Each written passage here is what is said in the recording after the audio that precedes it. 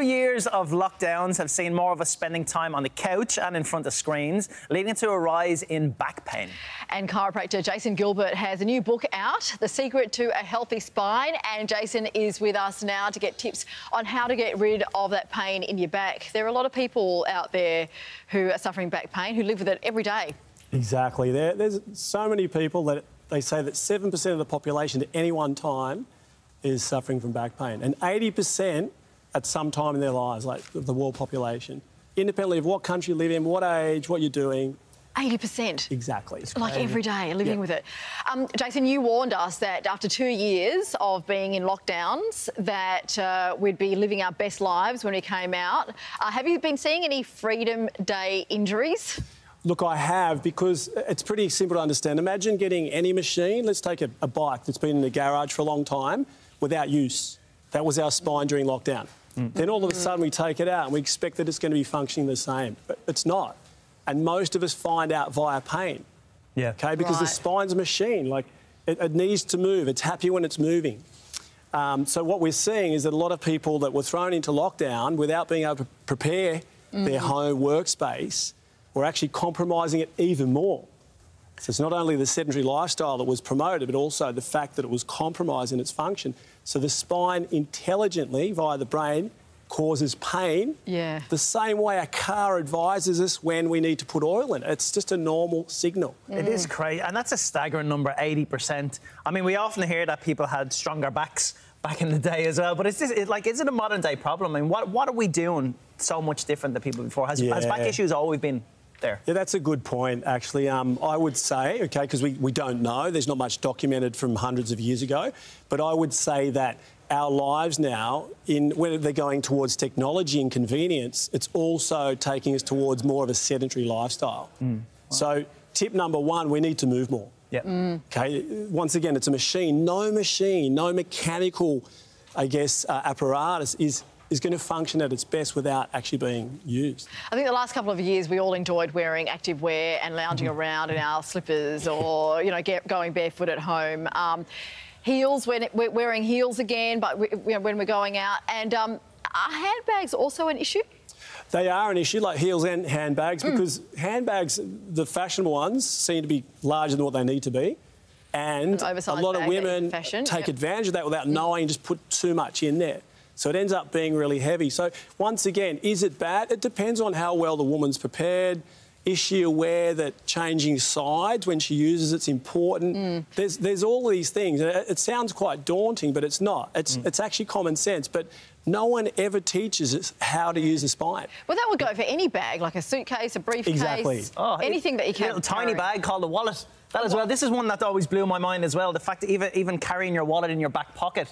There's certain things that I would try and be conscious of, I suppose. I suppose it'd be similar to having your phone in your back pocket as well. That when I'm awake. A joke. That sounds like a joke. No, it does, doesn't it? But it does. But I've heard it somewhere. So I'm like, right, but don't put the wallet in the back pocket. But my biggest thing, I suppose, is the thing that I can't control in terms of when I'm asleep.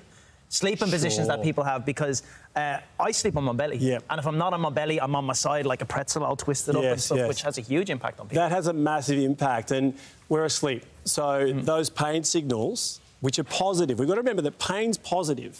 Hunger's positive, isn't it? It leads us towards eating. Feeling tired's positive, it leads us towards sleeping. So pain is a reflex that the brain uses to advise us not to do something. Right on. But when we're sleeping, we're not getting that signal quite as strong as what we should.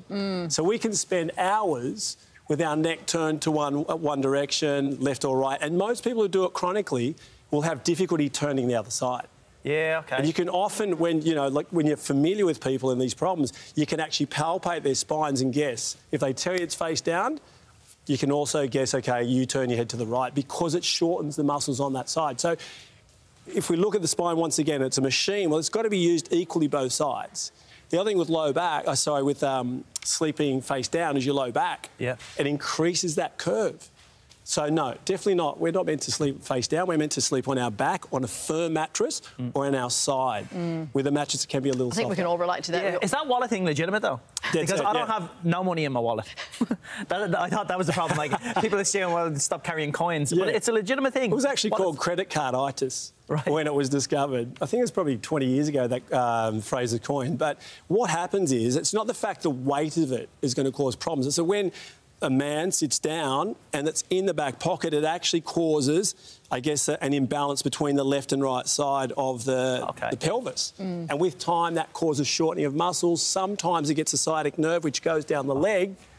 You've got leg pain that you often don't relate to the cause. So, Jason, your book, The Secret to a Healthy Spine, focuses on prevention. Is that because it's much better to prevent back pain, obviously, than to cure spinal damage? No, for sure. And I've been working in this field for 30 years. And what most frustrated me was to be, I guess, relieving people's pain, but also seeing people, let's say 50, 60, 70, that didn't know what they were doing for decades before was actually causing problems that they'd never get over, that they'd be limited by for life. And so to see that most of us focus on the cause or the effect of the problem, the symptom, the effect of the problem instead of the cause. And for 5 years, I just noted down all the problems that I was encountering, and I just noticed that the list grew pretty fast and then it levelled out. So we're all doing the same things. And it's not our fault, because no one ever sits down and teaches us the same way a dentist teaches us how to brush our teeth correctly. And most of us finish our lives with our teeth intact still, but no one does that in general for our spine. Well, fantastic. So that's why prevention's better than that's super. The information's out there, and it's in this book, The Secret to a Healthy Spine. I'll be reading that. Thank you, Jason. No, thank you, guys. Thanks for that one.